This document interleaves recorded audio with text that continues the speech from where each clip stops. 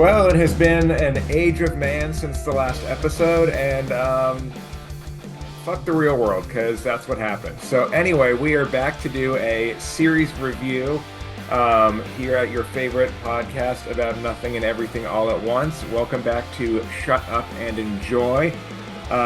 Teens Groupies and Rio's Coven are here today, and we do have a very special guest. It was actually Amanda all along, who wanted to come on and talk with us about Agatha all along. So we are so glad the three of our schedules finally synced up for the first time in like what, a month and a half? Yes. It was written in the stars. Well, the stars need to do better at their scheduling. They need to talk to their secretary of the man in the moon or something, or Mercury's got to come out of the microwave or something, or wherever the hell it's chilling. But we got to get this going. But yes, anyway, we are here to talk about series review of Agatha All Along. Um, Initial thoughts, everyone. Let's just jump into it. Like, what did we think overall? Overall, we loved it. Yeah, absolutely. Boom, that's it. Yeah. Done. All Podcast right, over. great episode. Thank you, everyone, so much for joining us this week. We will be back within the next 6 months. So yeah, what when they first announced Agatha All Along, it was what, 2 years ago at D23? Yes, it was quite a long time ago. Yeah. I honestly wasn't really sure what to make of it because admittedly I didn't really know who Agatha Harkness was aside from WandaVision. So it's was almost thinking like they were gonna make a version like a individual series on like Thanos or something. Just kind of like, okay, why? But now that it's here, holy shit. Yes, pleasantly surprised. We got a great series. And again, I think I was the same way in the same boat as Chris as far as, what are we doing here? Why, of all the characters that Marvel had introduced up until that point, why this one? And once again, why do we question what Marvel does? Just shut up and enjoy it. And we did. We did. Absolutely. And this was a series that it started fast. Hmm. Jumped into the deep end. It did not miss a beat. There weren't like it wasn't like some other series that we've reviewed where it took like two or three episodes to like, all right, like what's gonna happen? It was like, whoop, we are in and holy shit. Yes. That was Yes. a good that was a good creative decision to make. And I think kind of like you said, we've seen in the past, we don't want to get too much into the past though, but Yeah. we have seen that it takes some time to ramp up whereas this one, both feet, we just jumped all in and that was good. And I think it's kind of from the point where we know this is going to be part of that three piece where we had WandaVision, we have Agatha, and we have the proposed Vision Quest. Mhm. So it's just on the next season of, just like all of our episodic shows that we watch normally. So it's not just welcome to this brand new show you know absolutely nothing about, none of the character building. No, you know this character, you know this world, but now we're really going to mess with you because you think you know this already. So here's the twist. Here's the twist. One thing I did like about it though is you really didn't need too much of WandaVision. Like you could have jumped in and enjoyed this without having seen WandaVision, which has been a big critique of the MCU as of late, where it's like, well, if I want to get into it, do I have to go back to 2008 and watch all 19 movies and 1,200 hours of TV show? It's like, first of all, if you're going to get into it, you're going to anyway. So just shut Might up. as well do it. Yeah. Like, stop pretending like I know I Right. know Just You got the Yeah. time. yeah, Yeah. yeah. Um, but what did we think of like some of the other characters that we hadn't seen before, such as Rio or Lilia and Alice, and of course Mrs. Hart, Who? Aaron Davis. Yeah. So what did we think of the new characters that were introduced through this?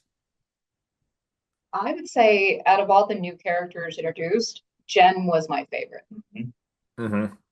And the only reason I think I like connected with her the most is that she was the most realistic, non-fictional type character, where everything else was more storybook. It was a Marvel-esque character or inspired by. Where Jen, you take her out of the show, she is one of your everyday practitioners. Mhm. You know, whether she's working in a new age shop, she's making potions, she's making, these charms and trinkets for making yourself better. That's a regular thing. It's not just oh, let me go bibbity bobbity. Oh, you're screwed. Apothecary something or other, and Yeah. Right, right. L.A. Valley shop. Mm-hmm. Yeah. It was fun to see kind of that more realistic side versus like Lilia's like divination or palm reading stuff. It was actually, as you said, rooted in more real world what you would think. Like when people think of witchcraft, it's the long nose with warts and double bubble, toil and trouble, fire burn, Mm-hmm. bubble.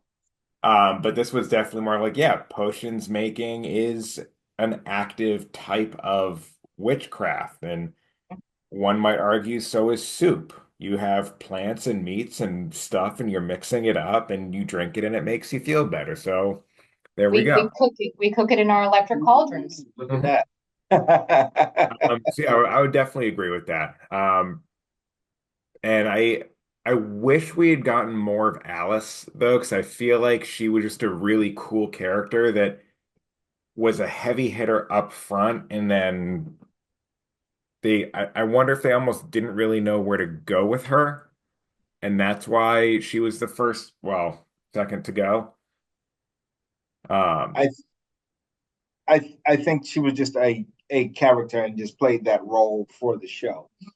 Sometimes when you have an ensemble cast like this, where you have so many characters, you can't really dive into each one and give them a full backstory. Even though we got pretty much a good one with her and how she related with her mom and her protection potions, Same. protection spells and things like that. So I think it was what we got from her or for her was good to go.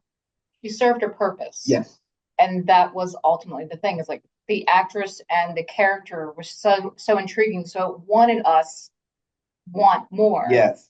But if you look at it overall in the series, she got what the road was supposed to give her. She did what she needed to do, and she was done. That was it.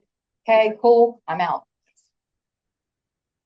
exactly. She also gave us one of the best renditions of the Witch's Road spell song. Like, let's go. Especially jamming it at the end. It's like, I see it, I can kill it, and 70s bridge into the chorus. Let's go. Mm-hmm. Yeah, no, she was good. I did want to see more of her, and I was hoping that they wouldn't just kill her off. Like there might have been some loophole. But at the same time, I like how it wasn't a traditional Marvel thing where the person you like always finds a way to come back. It's like, nah, she dead, bitch. No. She She gone. She gone. no, she dead. R.I.P. Very much so. Absolutely. And then uh where is I gonna go? I had a whole thought here, but like what happens every episode just Yeah, it just goes right away. Yeah. Mhm. What do you think about one of the other characters, Lilia Oh, Calderu? I mean, Patty LaPone can do no wrong, whether in No. character or as Patty LaPone. So just 10 out of 10, no notes. and the fact that she dumbed down how well she could perform and sing when they were doing the band scene and anything that became musical related, she was just like, no, no, no. But if you're a fan of hers, you're going, okay, we're going to get a production. And you're like, oh, man. Where's it at? Right. Come on. It was perfect for this show. Yes. Yes. relating to her, not Mhm. only her in real life, but also her as the character. So I was really wondering when they were doing press for this, like they kept saying this was going to be kind of like a musical. Mhm. And while it wasn't, but like the music, while it was integral to it, I wouldn't necessarily consider this a full like musical. right, because it I was just think on its own. you're not singing the plot. Right. Whereas Mhm. like I don't know, insert any musical here, like the songs further the plot necessarily versus it is Mhm. just a factor of the story where it doesn't advance it, but it kind of adds to it and bolsters it a little bit. Hmm. So one of the little nuances with the music that I came across, another example for any of those Buffy the Vampire Slayer fans out there, Hmm. the Once More with Feeling episode, which, the music, they were singing the entire episode, but there was particular songs, particular emotions that told things. Hmm. And that's the same thing with Agatha, where it was the Witch's Road in different styles, in different aspects in throughout the show, Yep. but it all had the same meanings and reflection if you listened long enough to what the message was. So I kind of like, all right, I could have gone for a couple more shows. I'm a theater kid. I want more music. Hmm. It didn't need it. Right. Exactly. It was definitely something for this. I feel like this show was done by theater kids for theater kids. It was like, okay, Marvel fandom, you've had 15 years. Now we're going to give something to just the theater kids. In Mhm. addition to the all of the press of like Aubrey Plaza saying this is the gayest thing ever. If it doesn't get gayer than this, I'm going to be pissed. I signed up for the gayest Marvel project ever. Yeah. But let's take a minute to discuss Aubrey Plaza, her character, the casting, everything. Perfection. What's yeah, well, yes, yes, yes. And so now moving on to I'm like stars and hearts right here. yeah. Um, Aubrey Plaza, a phenomenal actress. Obviously, we all know her from Parks and Rec, as April Ludgate, the sarcastic, dry intern who doesn't really give a shit about anything. Hmm. But when she was cast, I was ecstatic because I love seeing Aubrey Plaza and stuff. I really didn't know how she was going to fit into like Marvel Marvel world. And there are still some actors like that where I guess I still have this perception of the original six Avengers as being the MCU. Hmm. Mhm. And so having this come in, it's like, okay, so how's Aubrey Plaza going to fit in with Black Widow and Maria Hill and Thor and Iron Man? It's like, and I'm still like forcing it into that mold initially and not accommodating everything. But so what did you guys think when she was first announced and how it was going to fit in? First announced, when you hear Aubrey Plaza, you just think automatically, okay, so we're gonna get some comedy, we're gonna get some good acting, we're gonna get some super cuteness, Mhm. uh, which are all good things. And then once we get into the show and we see just how well she is, and I'm sorry, I gotta step out. Mhm. I'll be honest, for me, I didn't know who she was. I was not a Park and Rec person. Really? Yes. So my only exposure to this character was the ads for Agatha. Interesting. Okay. So it was okay. This character, I'm liking the slight psychoticness of the trailers. She's all right, she's got my attention. So I went ahead down the rabbit hole of information and I started looking at things. I was like, okay, And that she was still also one of Patty LaPone's roommates for a while. yes, And like yes, she yeah. was sick and Patty LaPone was like, my guy's coming over at 10 o'clock. Just She's like, yeah, give me the Patty special. It's like, oh, you're gonna be fine. Yeah. it's like someone's on a really bad like pot trip. Sit down. Mm-hmm. You're gonna be fine. Just Fine. Just fine. you're gonna be fine. Yeah. Yeah. No, I was surprised with how well she took the character, how well they actually crafted it around her too. So, They let her personality fly, especially in that scene with Alice Wu Gulliver breaking the curse right before that. It's like, why do you have a knife? mhm. She's a poser. You're insane. Uh-huh. It's like Yes, that's yes. quintessential Aubrey Plaza of like, yeah, you're just figuring this out? Hmm. Her facial expressions, she was very limited on the lines that she had, Yeah. but the amount of words that showed on her face when she was saying her lines was amazing. So I was really impressed with her, especially with my first introduction to the actress. Yes. She's definitely someone who emotes a lot with her face, so she doesn't need a giant monologue of everything. It was almost weird seeing her talk that much when she had someone and then she hurt them and talking about how Agatha was her scar and all of that stuff. It was like, you're talking too much for Aubrey Plaza and it's uncomfortable right now. All right, we are now in the Rio character, not the Aubrey persona. Yes. Got it. Yes.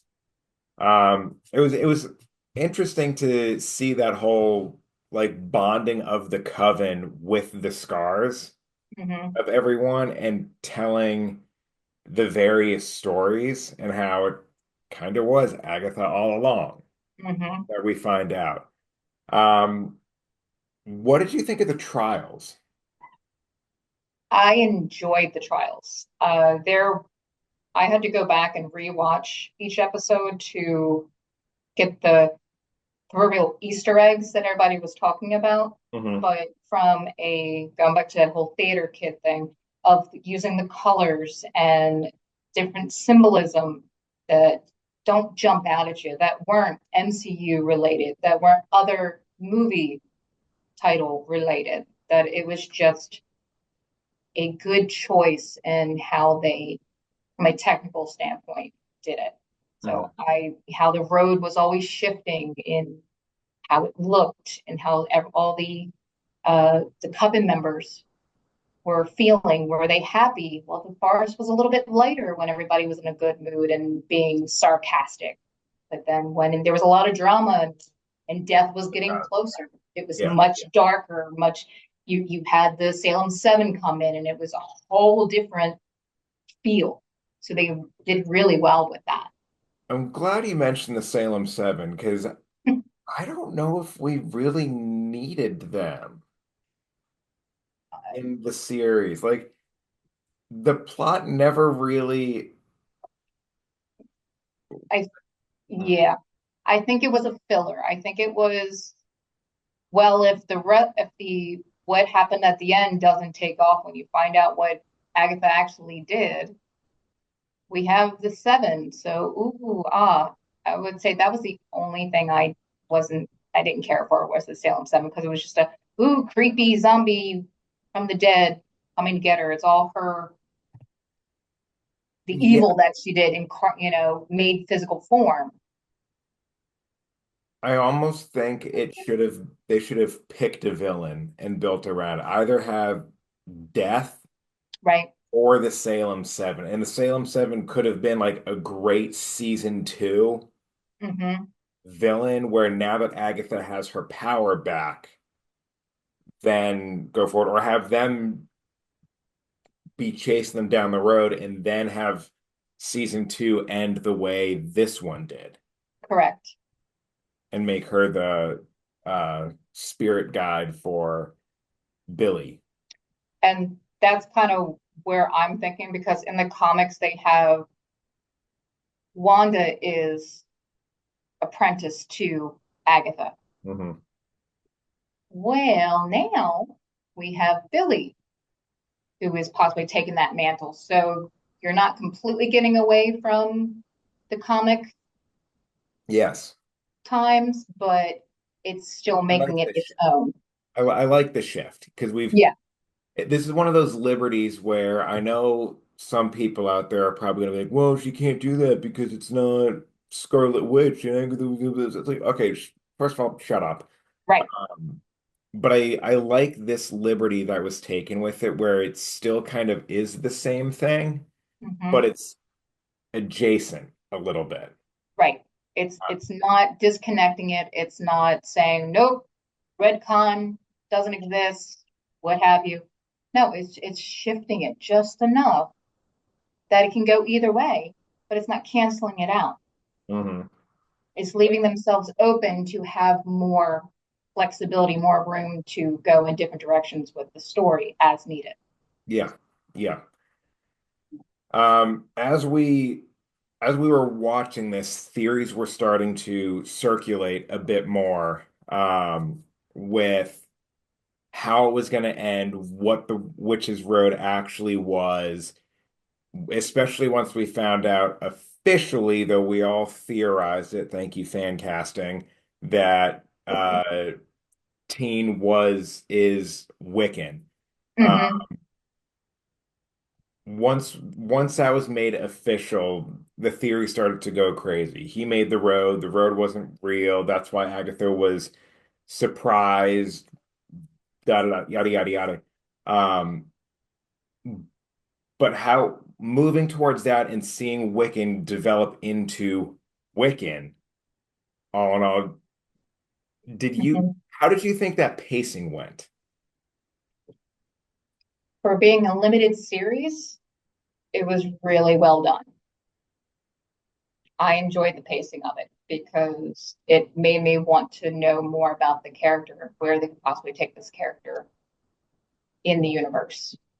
I think same. I think it was well done that in that respect, especially because what I think a lot of times what we have to remember is they have to do it for the show under the assumption that maybe a lot of people don't even know who Wiccan is.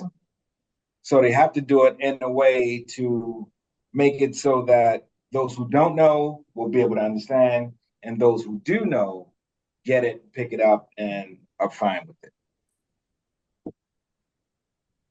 So to kind of rephrase it a little bit, and I guess put more context to what I'm thinking. Okay.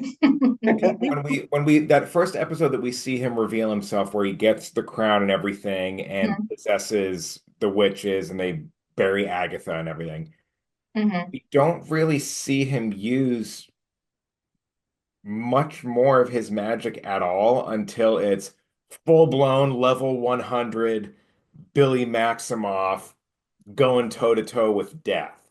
Hmm. I think the character development was good. I don't think the zero to hero was good. I almost would have liked to have seen a little bit more Marvel Sparkle Hands, just to kind of show like, okay, he's sparking now when he's not hot-headed, and now Hmm. he can almost like hold the flame, and then you see him kind of grow that way versus his powers going from pure emotional reaction and then can't do anything to I now have a new wardrobe in 30 seconds that I made out of nothing.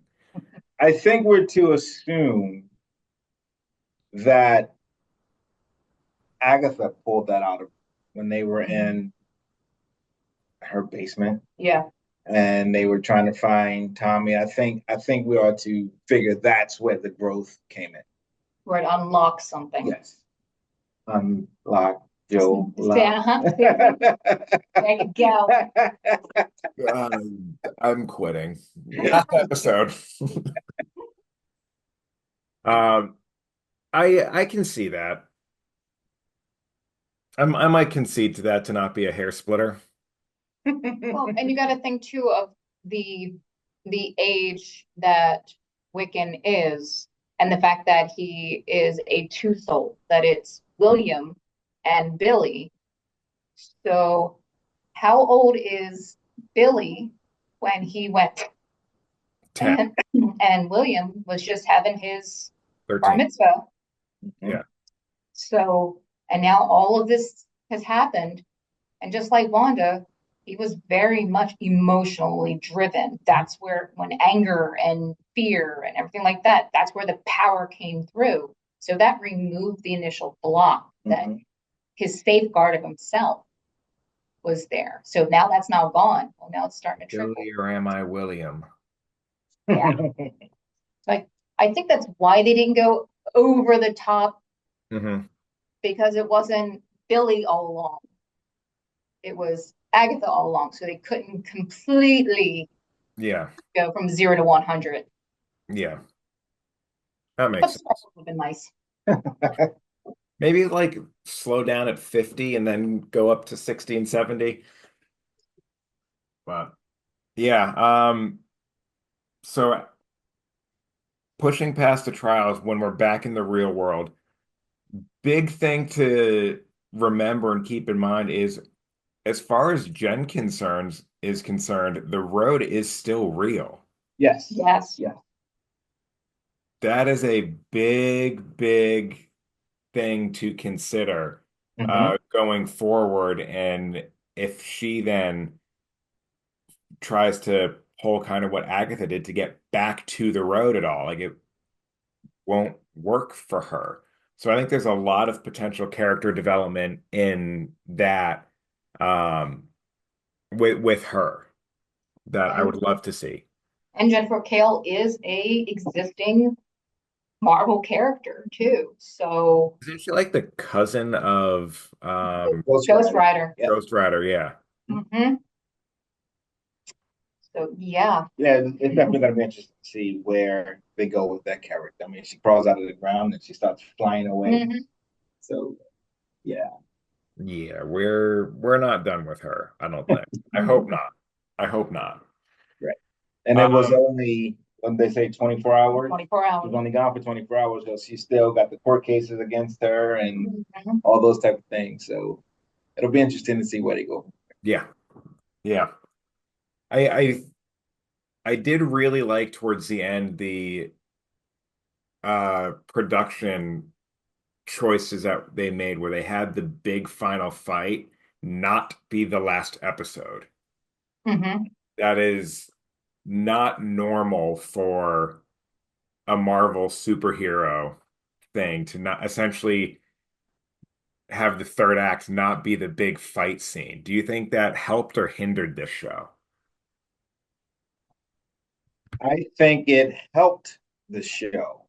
So we got in the penultimate episode is where we had the big battle at the end, the typical flying around with lasers coming out of hands and things like that, which we typically get with the big Marvel finales. But after that was done, we still had a whole other episode to go through. And that last episode actually gave us a lot of backstory into Agatha and the road Right. Hmm. and all that. So it was Hmm. good to see that. Although now, which is funny, those episodes came on back to back, Hmm. and I ended up watching them pretty late. So I was all in for episode 8, but then episode 9 coming down from that run. Yeah. I actually didn't like the episode at first. Like, what the hell? What are they doing? It's a ghost. What's happening? Hmm.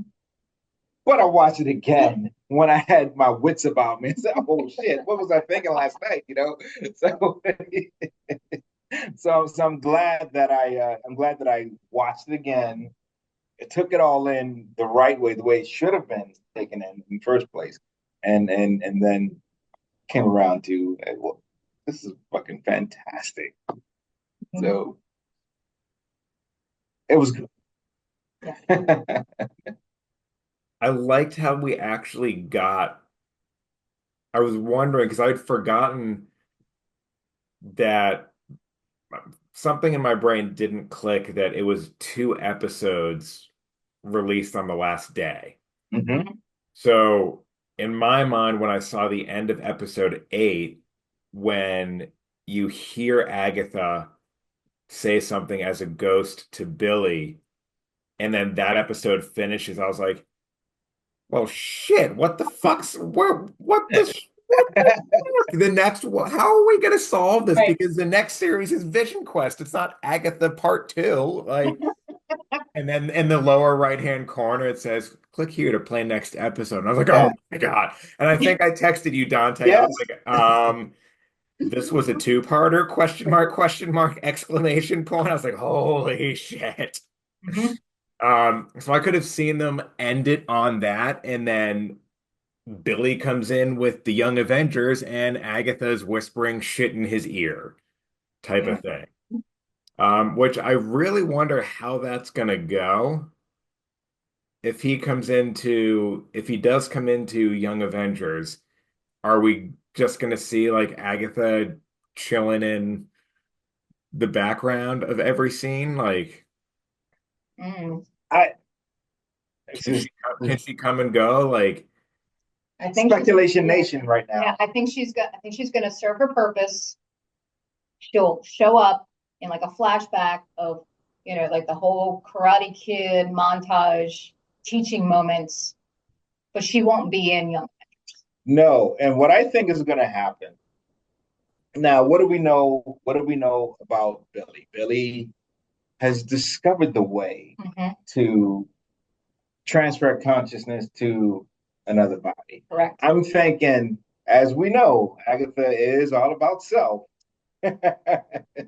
This is a way for her to transfer her consciousness into another body going forward. So I think she's going to use Billy a little bit for that going forward. Now we also know that Death doesn't like ghosts, so Mhm. that whole thing is going on. Mhm. So I think we'll definitely see Death again Yes. because she needs her bodies. Mhm. Uh, so it's a lot. It's gonna be. They've got a whole bunch to work We're with. gonna be Yeah. eating good. Yeah. oh We're yeah, gonna be it's gonna be eating. a good medium rare, juicy steak and potatoes dinner Yeah. Mhm. for a while. For a while. Absolutely. Um, any lasting thoughts, impressions? Where do we think we're going from here with these characters? When do you think we're going to see them next? Obviously, we did get a trailer for What If, which we'll get into later. Mhm. And Catherine Hahn does return as Agatha to voice Agatha in What If. But where do we think this is going to go in the live action sense? Well, the thought is that some of these characters will resurface in Vision Quest, but based on the reception of this series, I think it was initially called a limited series. Uh, but then I think they also went back and put it into Emmy categories that would lead you to Mhm. believe that this is season one Mhm. of a longer running series. I wouldn't be shocked to see an Agatha All Along season two, Mhm. or a Billy All Along, or Agatha and Billy, Or or Death. something, or Death. Death is coming for you. Death. That'll be the last season. Death. Fun. So I would not be shocked, or even a special presentation. Mhm. Mm. We could see it then as well. So I think the sky is the limit just because this show was so good And the reception and reception. and the marketing they did was just enough that it wasn't over the top in your face. And if you look at the viewers, the spectrum of different viewers that actually enjoyed watching the show, it wasn't just the proverbial fans. It was regular viewers that just Mhm. went, "Oh, that looks kind of cool. Let me watch it." The wine moms, isn't that what they Yeah, call it? yeah, Different- yes, yeah. The book club moms. Yeah. Um, And but it, there's it still definitely reached a different Yeah. viewer. and there's still questions about Agatha's past to be answered because we still don't know how she got the Darkhold, Correct. Right. which is a big, big question that needs answering because it sets up the premise for Scarlet Witch getting it. Hmm. Mhm. Um, yeah, it was I remember Dante, you and I were talking back in like May, April, May, when they were announcing this, and it was like, oh, now it's called this. Oh, now it's called that. And we were like, and we kept, and I think even Amanda, you and I talked about it too a little bit, which with like the fans going, this is the most disorganized show. They're not So even stupid. hanging It's so on to a stupid. title. Like this is gonna, they have no idea what they're doing. This show's gonna suck and it's gonna bomb and everything. This was one of the most successful Marvel shows to date. Yep. Yep. Like, see what happens when you just let them do their thing and, Let him cook. shut Let up, him cook. let them cook, let them cook. So was that into the rabbit? Never did get an answer to that. Senior Scratchy. We still haven't seen Mephisto, so but we did get a reference to Mephisto, so We did, yes. Keep saying that M word. mhm. Mephisto. Mm-hmm. Yep. So anywho, how many, I don't know, dead Agathas would you give this? Dead Agathas? I don't Oh, know. How man. about broomsticks? There we Broomsticks. go. Where you going? 9.5. I like that. 9.5 broomsticks. 9.5 broomsticks. The the handle part or the sweeper part? The sweeper part. Ooh, I'm gonna go 9.5 with the handle part. They So say boom. I'm gonna go 9.5 with the top quarter of the sweeping part and the bottom quarter of the handle part. So now it's just like right in the middle. I'm playing Nice, Switzerland on this one. nice. Perfect. Yeah, definitely a fan favorite here. This one will be revisited and gone back to several times. I still don't think I have rewatched Falcon and the Winter Soldier, but I'm already planning on going back and rewatching Agatha to get those Easter eggs and everything that I missed. Yeah. So, yeah. Yay, go us. good. That was good. So, alrighty, everyone, thank you so much for joining us today on our long-awaited review of Agatha All Along, and special thank you to Amanda for joining us. This is not the last episode you will be on. That is not a choice. I am not asking. That is a statement. Them's the rules. Oh You will be boy. back. You will be back. You stop Um, it now. so, yeah, I hope you guys enjoyed the episode. Let us know what you thought of Agatha All Along from start to finish. Let us know what sections of which brooms you would rate for this one. And yeah, we will talk to you guys next time.